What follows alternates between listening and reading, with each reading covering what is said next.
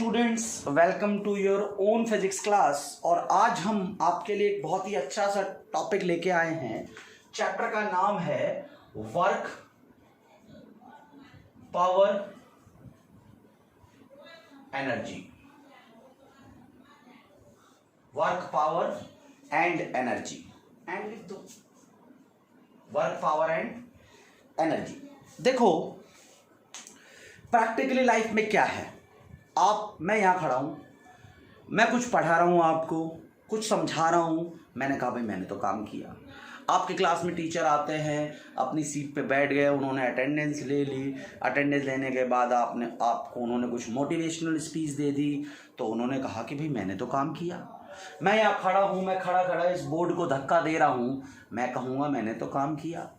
यानी हम practical life में कोई भी फिजिकल एक्सरसाइज जिसके अंदर हमारी एनर्जी कंज्यूम होती है, हम उसको कहते हैं कि हमने काम किया है। कोई भी फिजिकल एक्सरसाइज, आप कुछ भी काम कर रहे हो इन जनरल लाइफ, ठीक है, वर्क इन एनी एक्टिविटी, अगर आप कुछ भी कर रहे हो तो हम कहते हैं कि आपने वर्क किया हुआ है। बट फिजिक्स के अंदर हम वर्क की डेफिनेशन को अलग तरीके से लेते हैं। याद रखना, फिजिक्स में वर्क की डेफिनेशन अलग है।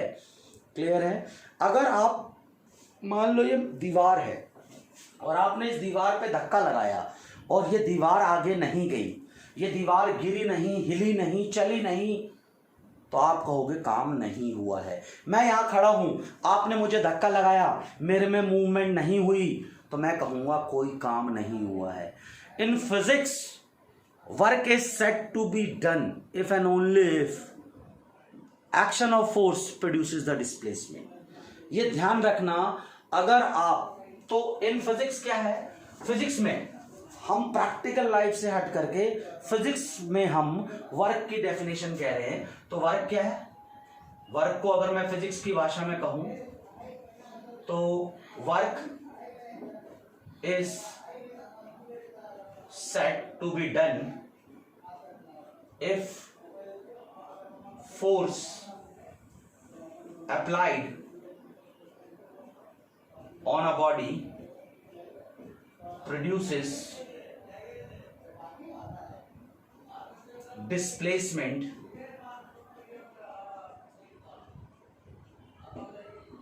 in the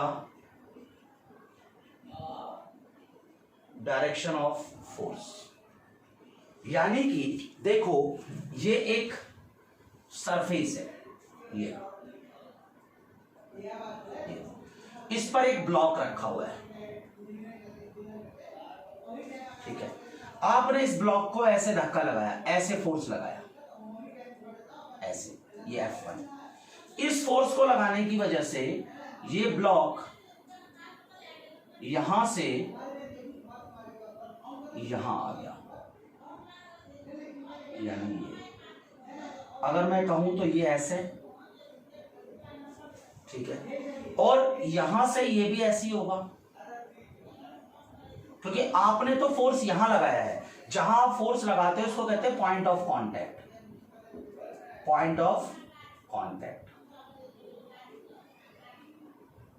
तो ये देखो, ये यहां से S डिस्प्लेसमेंट मूव हुआ है, तो वर्क डन कितना होगा इस केस में? F into S। सिंपल सी बात होगी।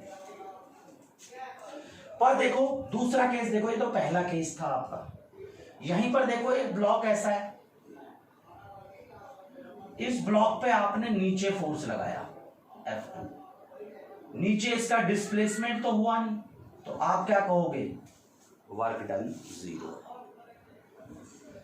Work is said to be done if force applied on a body produces displacement in the direction of force. यानी एक और एग्जांपल देखो, यही सरफेस है,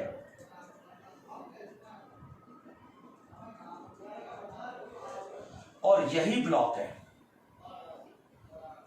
इस बार आपने ब्लॉक पे फोर्स लगाया इधर, देखो ये जमीन है और ये वाला एंगल है थीटा, ये वाला है थीटा, ये। तो ये जो एंगल थीटा है, ये अगर ये ब्लॉक लगाया, अब आप देख रहे हो कि बॉडी चल तो रही है आगे, ये बॉडी यहां से यहां पहुंच गई है, ब्लॉक यहां से यहां पहुंच चुका है। ये आपने ऑब्जर्व किया है कि ब्लॉक का यहां से यहां तक का ये डिस्प्लेसमेंट एस हो चुका है। पर अगर आप नापोगे, अगर आपने ये बराबर फोर्स लगाई है, ये भी एफ लगाई थी, मान लो ये भी एफ लगाई है, देखोगे जितना डिस्प्लेसमेंट इस केस में हुआ है उतना इस केस में नहीं हुआ है, पर डिस्प्लेसमेंट हुआ है। तो यहां का अगर आप वर्क निकालोगे तो क्या आप एफ एस निकालोगे? नहीं, क्योंकि एस तो ये पूरा डिस्प्लेसमेंट है। एफ फोर्स लगने से इधर ज्यादा डिस्प्लेसमेंट हुई है और इस केस में ये एस जो है ये S1 है, ठीक है। ये जो है S1 जो है वो छोटा है S से। अगर आप किसी एंगल पे लगाओगे, मान लो ये मार्कर ऐसे है, मैं अगर इस मार्कर पे ऐसे फोर्स लगाता हूं तो मार्कर सीधा चलता है, पर अगर किसी एंगल पे लगाता हूं तो वो एंगल पे लगने के बाद मेरा फोर्स जो है ना कुछ काम इस मार्कर को उठाने में भी करता है। सारी ताकत इसको चलाने में नहीं यूज होती, कुछ उठाने में भी यूज होती है। क्लियर है? तो उस केस में ये कम होता है। अगर उस केस में मुझे वर्क डन कैलकुलेट करना हो तो मैं क्या करूंगा, एफ एस लिख सकता हूं और F cos theta, F S cos theta. तो है क्या, अगर मैं वर्क की प्रॉपर डेफिनेशन बोलूं फिजिक्स में तो work is product of force and displacement in the direction of force. ये डेफिनेशन है कि वर्क क्या है, प्रोडक्ट ऑफ फोर्स और डिस्प्लेसमेंट जो फोर्स की डायरेक्शन में हो, किसी और डायरेक्शन में नहीं। फोर्स जहां लगाई है डिस्प्लेसमेंट भी वहां होनी चाहिए, या तो डिस्प्लेसमेंट फोर्स की डायरेक्शन में हो या फोर्स डिस्प्लेसमेंट की डायरेक्शन में आ जाए। आप ऐसे भी लिख सकते हो W equal to F S cos theta या F cos theta into S. आप सोच रहे हो सर ये क्या कॉस थीटा लिख रहे हो, हम इस पे भी आएंगे। अगर हम बात करें तो फिजिक्स में मैथमेटिकली अगर आप वर्क डन की बात करते हो it is F dot S. Dot product होता है, इसको क्या बोलते हैं हम लोग, डॉट प्रोडक्ट, डॉट प्रोडक्ट। यह आपको क्लास 11th में पढ़ना है, क्योंकि आपको पता है फोर्स भी वेक्टर है और डिस्प्लेसमेंट भी वेक्टर है, और डॉट प्रोडक्ट का रिजल्ट स्केलर आता है। तो ज्यादा डिटेल में जाना नहीं, पर थोड़ा सा तो आपको समझना पड़ेगा। कई बार अगर टीचर बड़ा लेवल का क्वेश्चन कर देता है तो आपको ये समझना पड़ेगा, और ऐसा क्यों होता है ये मैं थोड़ा सा अभी समझाता हूं आपको। देखो, आपने ये तो पढ़ा होगा कोऑर्डिनेट सिस्टम, ये पढ़ा आपने कोऑर्डिनेट सिस्टम। मान लो ये 0 है, ध्यान से समझना, ये 0 है और यहां से मेरे पास 5 मीटर की एक रॉड है, ओ 5 मीटर की एक दूसरी रॉड है, ओ बी, सॉरी ये बी। मेरे पास 2 रॉड है, एक ओ ए दूसरी ओ बी, और तीसरी रॉड और ले रहा हूं ओ सी, और सबकी लंबाई कितनी है 5 मीटर। पर ओ सी कुछ ऐसे है, ये ओ सी है। देखो ये आपको पता है x है और ये y है। अगर मैं नापूं तो यहां से ये कितना मिलेगा, पूरा 5 मिलेगा, क्योंकि इस a ने क्या किया, अपनी पूरी ताकत x की तरफ लगा दी, b ने क्या किया, पूरी ताकत y की तरफ लगा दी, तो ये भी पूरा 5 मिलेगा और इधर पूरा। इसका क्या है, अगर मैं इसकी बात करूं a के लिए तो इसमें x तो 5 होगा और y की वैल्यू कितनी होगी 0। अगर मैं इसकी बात करूं b के लिए तो x तो 0 होगा और y कितना होगा 5। पर मैं c को देखूं, c का अगर x निकालना हो तो ये x a वाले से कम है, और अगर y निकालना हो तो इसका x जो है वो भी 5 से कम है और y जो है वो भी 5 से कम है। इसने अपनी लेंथ को दो अलग अलग तरफ बांट दिया, एक तो ऐसे चला दिया और एक तो ऊपर भी लेके गया और एक ऐसे भी लेके गया। ऐसे जाने, देखो ऐसे जाने का मतलब आप बिल्कुल सीधा चल रहे हो, ऐसे जाने का मतलब आप सीधा ऊपर जा रहे हो। पर अगर आप ऐसे जाते हो, इसका मतलब क्या है कि आप ऐसी लंबाई भी ट्रेवल कर रहे हो, हॉरिजॉन्टल में भी, और आप वर्टिकल में भी ट्रेवल कर रहे हो, दोनों तरफ। एक पत्थर को आप सीधा ऊपर फेंको, वो बहुत ऊपर तक जाएगा। एक पत्थर को आप सीधा ऐसे फेंको, वो बहुत दूर तक जाएगा। और पूरी ताकत से एक पत्थर को ऐसे फेंको, वो ना तो उतनी दूर जा पाएगा, ना उसके जितनी ऊपर जा पाएगा, क्योंकि आपने जो पत्थर तिरछा फेंका है, ताकत उतनी लगी है, पर वो ताकत दो काम कर रहा है, एक तो आगे भी लेके जा रहा है और एक ऊपर भी लेके जा रहा है। पहली बार में क्या था, सारी ताकत ऊपर लग रही थी, इस बार सारी ताकत इधर लग रही थी। पर जब मैंने इधर फेंका तो कुछ ताकत कहां लगेगी, ऊपर, और कुछ ताकत इधर। ऐसा ही हुआ है। जो मैंने आपको कहा था इस केस में कम आएगा, इसके कंपैरिजन में वो इसीलिए आया, ध्यान रखें। तो ये आ गया। अब बात आती है कॉस थीटा क्या है। देखो जब मैंने आपको ग्राफ पढ़ाए थे तब भी बताया था कि ये ट्रिग्नोमेट्री पढ़नी होती है आपको। स्क्रीन को पॉज करके बेटा इसको राइट डाउन कर लें।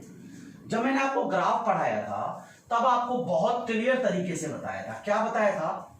बताया था कि अगर मेरे पास एक ट्रायंगल हो, ये इसमें ये एंगल 90 डिग्री का हो, ये मान लो A है, ये B है और ये C है, और यहां पर एंगल थीटा है, तो इसमें कुछ रेशो होते हैं जो आपको ध्यान रखना है। अगर मैं साइन थीटा की बात करूं, वो आता है परपेंडिकुलर, यहां लिख देता हूं मैं, वो आता है परपेंडिकुलर डिवाइडेड बाय हाइपोटेन्यूज। ये परपेंडिकुलर है, ये हाइपोटेन्यूज है, इसको बेस कहते हैं, ध्यान रखना। तो यहां परपेंडिकुलर की जगह BC डिवाइडेड बाय इसकी जगह क्या लिखोगे, AC। जब हम cos थीटा की बात करते हैं वो आता है बेस डिवाइडेड बाय हाइपोटेन्यूज। तो बेस की जगह क्या आएगा, AB, और हाइपोटेन्यूज की जगह AC। जब tan थीटा की बात करते हैं that is perpendicular upon base, perpendicular upon base, ये रिलेशन आता है। अब आप ध्यान से देखो, अगर ये जमीन था, ये जमीन थी, आपने अगर फोर्स इधर लगा दी F, और ये वाला एंगल थीटा है, आप यहां से एक डॉटेड लाइन सपोज करके देखो, ये क्या है, आपका बेस है, ये क्या है, परपेंडिकुलर है।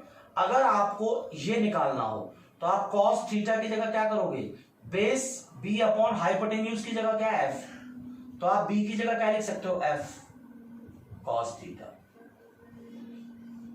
ये लिख सकते हो आप।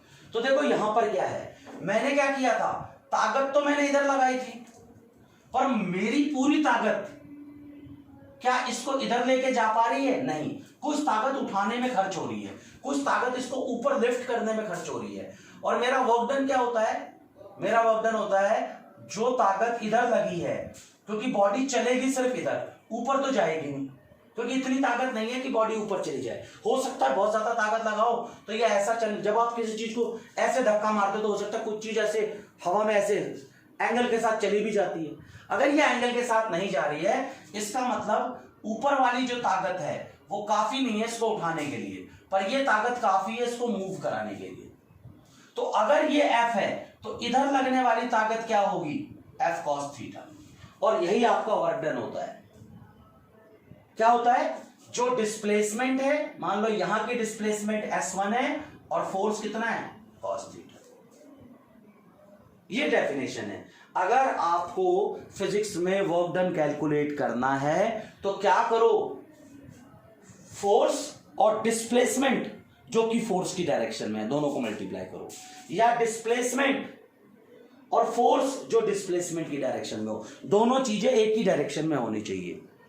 क्लियर है? तो ये वर्क की डेफिनेशन है, it is product of force and displacement in the direction of force.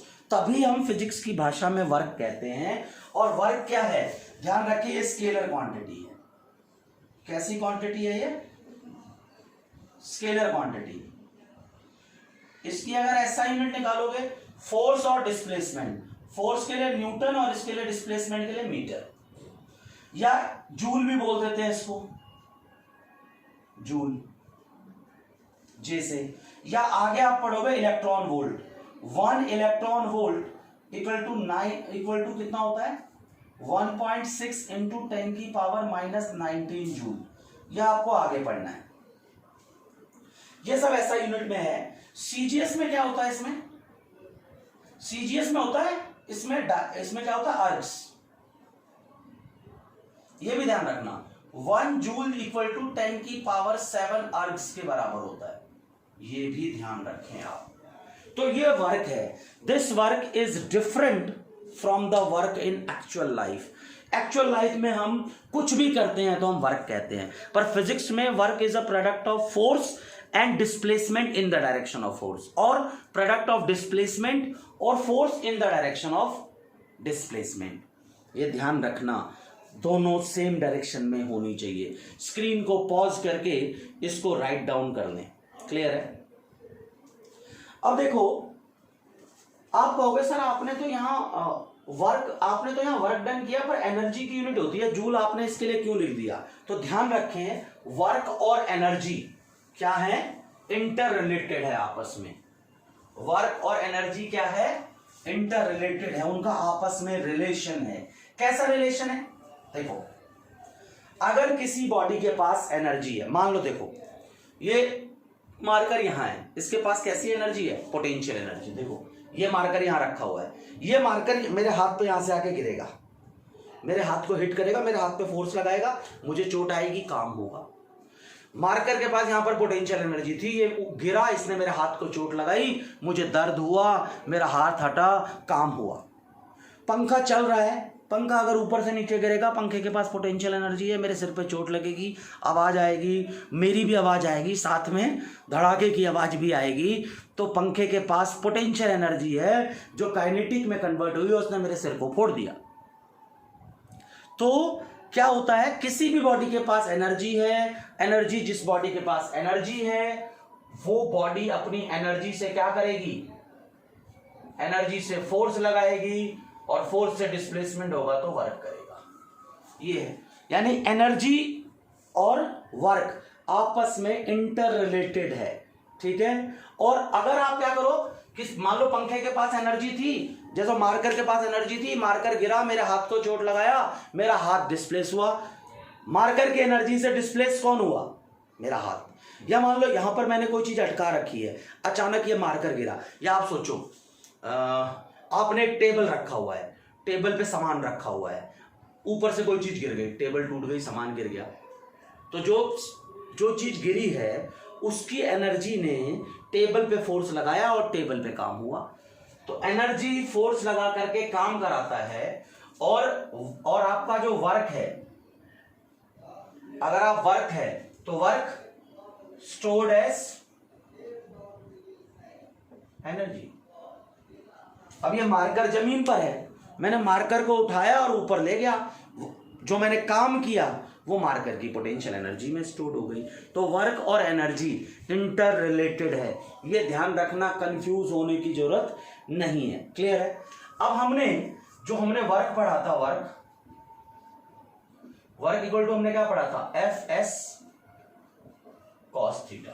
देखो अगर ये ब्लॉक है मेरे पास, ये जमीन है, अगर मैं फोर्स इधर लगाऊं और बॉडी में डिस्प्लेसमेंट भी इधर हो, यानी दो लाइन है, ये दो लाइंस के बीच का ये एंगल है, ये इसको एंगल कहते हैं। इस बार क्या दोनों एक ही तरफ चली गई, ये एंगल 0 हो गया, ये 90 हो गया। देखो तो जब एंगल 0 डिग्री का हो जाएगा दोनों के बीच में, इसको बोलते हैं, ये एंगल थीटा है एफ और एस के बीच में। जब ये थीटा 0 डिग्री का हो जाएगा तो वर्क डन कितना होगा, एफ और एक्स, इसको बोलते हैं मैक्सिमम। तो आपको कोई पूछेगा कि वर्क डन मैक्सिमम कब होगा, वर्क डन मैक्सिमम कब होगा, जब फोर्स और डिस्प्लेसमेंट दोनों एक ही डायरेक्शन में काम करे। मिनिमम कब होगा, मिनिमम, क्योंकि याद रखना आप एक चीज, ये वैल्यू याद रखना, cos 0 डिग्री 1 होता है। ये वैल्यू आपको याद रखनी है, 10th में आप पढ़ भी लोगे, ठीक है, ये वैल्यू याद रखनी है आपको। मिनिमम वर्क कब होगा? जब यही ब्लॉक है, फोर्स आप इधर लगा रहे हो, डिस्प्लेसमेंट इधर हो रहा है, या डिस्प्लेसमेंट इधर हो रहा है, फोर्स इधर आ रही है। यानी देखो ये 0 है, यहां से एंगल शुरुआत हुआ, ये 90 है, अब एंगल कितना हो गया? 180। देखो मेरे इस हाथ और इस हाथ के बीच में एंगल है, अब ये एंगल 90 का है ये, और अब ये एंगल 180 डिग्री का है। जैसे ये एंगल कितने का है? अब ये एंगल है थीटा, अब ये थीटा 0 हो गया, अब ये थीटा 90 हो गया, और जब दोनों ऑपोजिट डायरेक्शन में जाए, एक लाइन ऐसे हो जाए और दूसरी लाइन ऐसे हो जाए, तो ये लीनियर पेयर 180 डिग्री। तो इस केस में थीटा कितना है? 180 डिग्री। और याद रखें आप, cos 180 डिग्री, cos 180 डिग्री की वैल्यू कितनी होती है? माइनस। कितनी होती है? cos 180 डिग्री की वैल्यू कितनी होती है? -1। याद रखना। अच्छा, ये मिनिमम नहीं, ये मैक्सिमम वर्क की बात कर रहा हूं, सॉरी बेटा, अभी मैं मैक्सिमम की बात कर रहा हूं। मैक्सिमम वर्क एक तो 0 डिग्री पे, एक दोनों ऑपोजिट डायरेक्शन में काम करे, इस केस में भी वर्क डन कितना होगा? इस केस में होगा -Fs। यहां नेगेटिव साइन क्या शो करता है? Negative sign only shows F and S acts along opposite direction। ये ध्यान रखना, ये मिनिमम नहीं होगा बेटा, ये भी मैक्सिमम वर्क होगा, सिर्फ डायरेक्शन अलग अलग होगी। क्लियर है?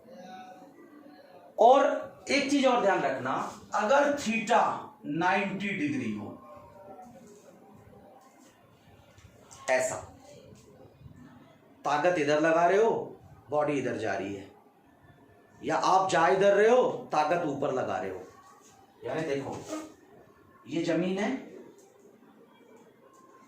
जमीन इधर है, और आप अपने सिर पे कोई सामान रख के जा रहे हो, तो आप फोर्स कहां लगा रहे हो? ऊपर, आपके सिर के ऊपर सामान है, और आप जा कहां रहे हो? इधर। तो डिस्प्लेसमेंट आपकी इधर है, फोर्स आपकी इधर है। तो इस केस में थीटा कितना है? 90 डिग्री। और एक वैल्यू और याद रखना, cos 90 डिग्री इक्वल टू 0 होता है, तो उस केस में वर्क डन इक्वल टू 0। तो मैक्सिमम वर्क है, बट इसको नेगेटिव वर्क कहते हैं।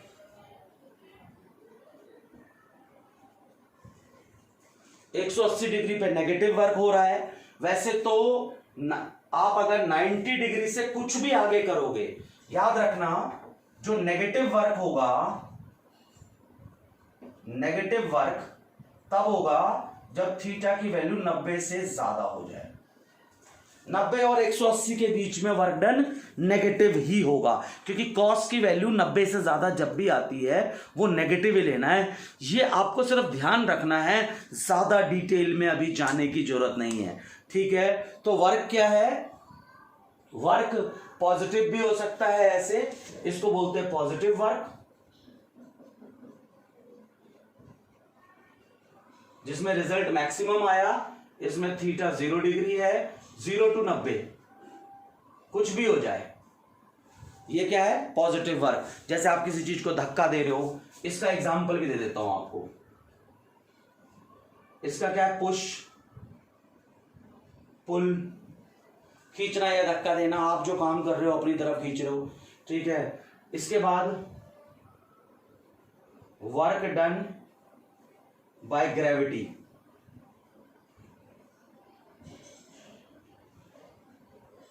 In free fall. कोई चीज ऊपर से नीचे गिरेगी, ठीक है, क्या होगा? उस केस में वर्क डन बाय ग्रेविटी क्या लेंगे आप? पॉजिटिव। चलो इसका एग्जांपल मैं थोड़ा एक एक करके लिख देता हूं, आपको ज्यादा कंफ्यूज नहीं करता। तो आपने समझ लिया कि जो वर्क है वो 0 भी हो सकता है। अच्छा, 0 इसमें थीटा 90 के साथ साथ अगर S 0 हो या F 0 हो, तब भी वर्क डन जीरो हो सकता है, कुछ भी एक जीरो हो जाए तो भी वर्क डन जीरो।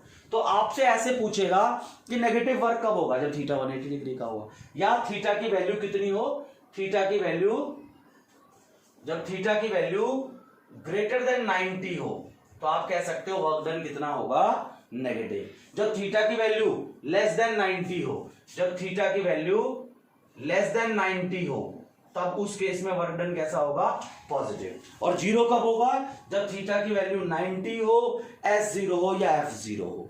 क्लियर है? अच्छा, इसके बाद एक चीज ध्यान रखना, हमने मान लो इस दीवार को मैं धक्का दे रहा हूं, मैंने वर्क डन कितना किया, जीरो, दीवार तो आगे जानेगी, पर मैं थक जाता हूं, ऐसा क्यों? ऐसा इसलिए कि जो दीवार भी मेरे ऊपर काम कर रहा है, to each and every action we have a equal and opposite reaction. तो मैं अपने एक्शन की वजह से नहीं थक रहा हूं, जो दीवार मेरे ऊपर रिएक्शन लगा रहा है और जो मैं एक्शन कर रहा हूं, मैं अपनी एनर्जी को बार बार कंज्यूम कर रहा हूं और वो मुझ पे एनर्जी लगा रहा है एक्स्ट्रा। तो बार बार काम करने से मेरी एनर्जी कंज्यूम हो रही है, कोई काम नहीं हो रहा बट एनर्जी फिर भी कंज्यूम हो रही है और मैं थक जाऊंगा, ये ध्यान रखना आप। अच्छा, तो इसके बाद अभी मैं आपको एग्जांपल देने वाला था, ठीक है। एग्जांपल से पहले मुझे एक और चीज याद आ गई कि भाई हमने वर्क तो पढ़ा, तो अब वर्क को इफेक्ट कौन कौन कर सकता है। सोचो, वर्क किस किस बात पे डिपेंड करता है, ऐसे कौन कौन से फैक्टर्स हैं जो वर्क को इफेक्ट करते हैं। ध्यान रखें, क्या लिखते हैं हम, हमारा क्या टॉपिक है, फैक्टर्स अफेक्टिंग वर्क। ऐसे कौन से फैक्टर्स हैं जो हमारे काम को अफेक्ट कर रहे हैं। देखो, पहली बात हमने देखा कि वर्क प्रोपोर्शनल टू फोर्स होता है, हमारे काम को फोर्स इफेक्ट करता है। वर्क प्रोपोर्शनल टू डिस्प्लेसमेंट, पहला फैक्टर फोर्स, दूसरा डिस्प्लेसमेंट और तीसरा angle between force and displacement. ये कभी ना भूलना कि फोर्स और डिस्प्लेसमेंट के बीच का एंगल भी वर्क को इफेक्ट करता है, इस बात को बिल्कुल ना भूलें आप, ठीक है। अब मैं एग्जांपल दे रहा हूं आपको जीरो वर्क के।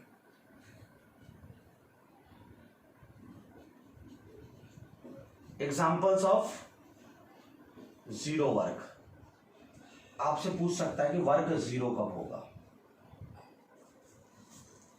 कब होगा जीरो वर्क का एग्जाम्पल। देखो,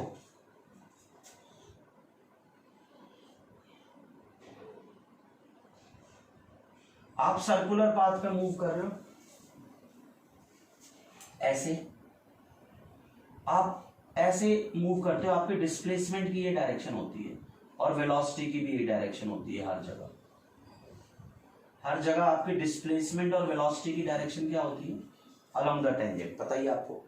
और सर्कुलर पाथ में घूमते हो तो आपको एक फोर्स लगानी पड़ती है टुवर्ड्स सेंटर। मैंने लॉज ऑफ मोशन में आपको बताया था, ये सेंट्रीपिटल फोर्स है। तो अगर आप देखो तो डिस्प्लेसमेंट तो इधर है और सेंट्रीपिटल फोर्स इधर है, और ये है टेंजेंट और ये है रेडियस, इसके बीच का एंगल कितना होता है, 90। तो वर्क डन कितना होगा, जीरो।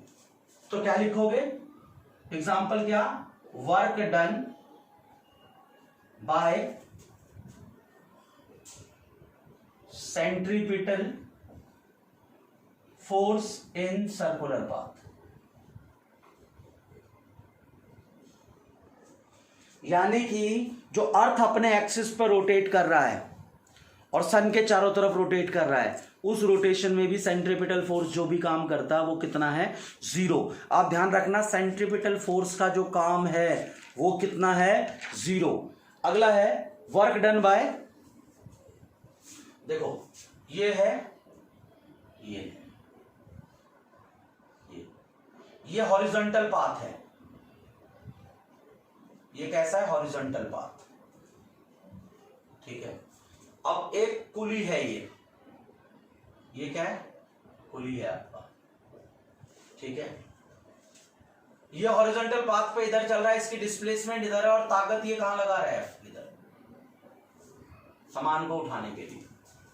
भाई इसके सिर पे जो बक्सा है उसका वेट तो इधर जा रहा है ना mg, और ये रिएक्शन कहां दे रहा है इसको, इधर। अच्छा एक क्वेश्चन कभी कभी ऐसे भी पूछते हैं, action and reaction force has 180 degree angle. आपसे पूछेगा कि एक्शन और रिएक्शन फोर्स का एंगल कितना होता है तुम दोनों के बीच का, तो 180। देखो यहां पर आप ब्लॉक रख रहे हो, एक ब्लॉक का वेट अर्थ के सेंटर की तरफ, इसको बोलते हैं एक्शन फोर्स, और जमीन इसको रिएक्शन देती है ऊपर की तरफ, और एक ऊपर इनके बीच का एंगल 180 डिग्री का। ये ध्यान रखें आप, ये मैं शायद लॉज ऑफ मोशन में बताया होगा, नहीं बताया होगा तो यहां ध्यान रखें, एक्शन और रिएक्शन फोर्स के बीच का 180 डिग्री का एंगल होता है। तो यहां देखें, कुली में कुली पे वेट नीचे लग रहा है, कुली रिएक्शन ऊपर दे रहा है, कुली जा इधर रहा है, तो वर्क डन कितना होगा, 0। ये तब होगा जब कुली हॉरिजॉन्टल सरफेस पे चले। अगर कुली स्टेयर्स पे चल रहा है तो वर्क डन 0 नहीं होगा, सरफेस स्मूथ होनी चाहिए, ये ध्यान रखिए। वर्क डन बाय डोंकी, अब एक गधे को आप हॉरिजॉन्टल सरफेस पे चला दो, 4 पैर वाला गधा, ठीक है, इसके समान रख दो, ये भी क्या कर रहा है, रिएक्शन ऊपर दे रहा है, डिस्प्लेसमेंट इधर जा रही है, वर्क डन इसका भी 0 होगा। गधे के पीठ पे सामान रख दो, उसको हॉरिजॉन्टल स्मूथ रास्ते पे चलाओ, वर्क डन 0। एक आपके पास देखो यही ब्लॉक है, यही ब्लॉक है, और ये ब्लॉक इधर जा रहा है बिना डिस्प्लेसमेंट के, सॉरी बिना किसी फोर्स के चल रहा है। आप जानते हो ना, no force is required, no force is required for constant velocity. Constant velocity से चलने के लिए कोई भी फोर्स की जरूरत नहीं होती। तो ये सीधा चल रहा है, डिस्प्लेसमेंट इधर है, एक्शन फोर्स इधर है, रिएक्शन फोर्स इधर है, एंगल दोनों का 90-90 का है, इस केस में भी वर्क डन 0। एक ब्लॉक है, उसको सीधा चलाने में यहां अभी जो सीधा चल रहा है बिना किसी फोर्स के चल रहा है, वो वर्क डन 0 है। हाँ, अगर आप इधर ताकत लगाते हो तो आपका वर्क डन है, पर अभी हम इधर कोई ताकत नहीं लगा रहे, ये कांस्टेंट स्पीड से चल रहा है। तो एक्शन और reaction, work done by reaction force कोई पूछे आपसे, यहां 0 होगा। ये ब्लॉक रखा हुआ है इस केस में, ये ध्यान रखें। हम एक दीवार को ऐसे प्रेस कर रहे हैं, हमारा वर्क डन 0 है। टीचर क्लासरूम में चेयर पे बैठे बैठे पढ़ा रहे हैं, उनका वर्क डन 0 है। एक आदमी अपने हाथ में सूटकेस लेके खड़ा है, उसका वर्क डन 0 है। टीचर का वर्क डन 0 क्यों है? अगर वो चेयर पे बैठे हुए हैं या थोड़ा बहुत मूव करके वापस, जैसे मेरा, आप पूछो कि मेरा वर्क डन कितना है पूरी क्लास के अंदर, मैं बार बार घूम फिर के कैमरे के आगे आ जाता हूँ आपको देखने के लिए, तो मेरा डिस्प्लेसमेंट कितना है? 0। तो मेरा वर्क डन कितना? 0। तो work done by teacher in a class while teaching, क्योंकि वो घूम फिर के उसी जगह पे आ जाता है, डिस्प्लेसमेंट 0। एक बस स्टैंड पे एक बंदा वेट कर रहा है बैग लेकर के, डिस्प्लेसमेंट 0, वर्क डन 0। ठीक है, तो किसी भी केस में अगर आपको फोर्स डिस्प्लेसमेंट 0 मिले या एंगल 90 डिग्री का मिले तो आप कह सकते हो कि वर्क डन कितना होगा? 0।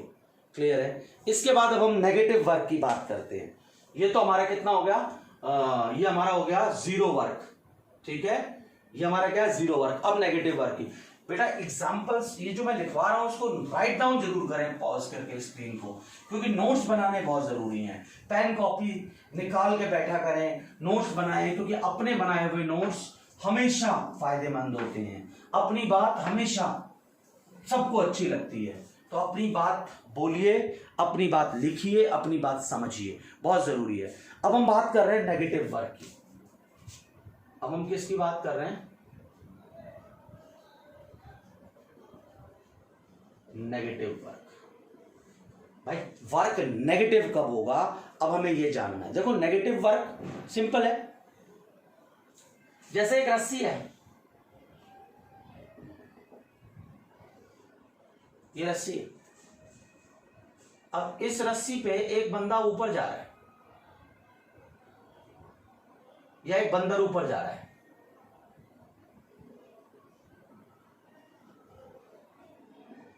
Work done by gravity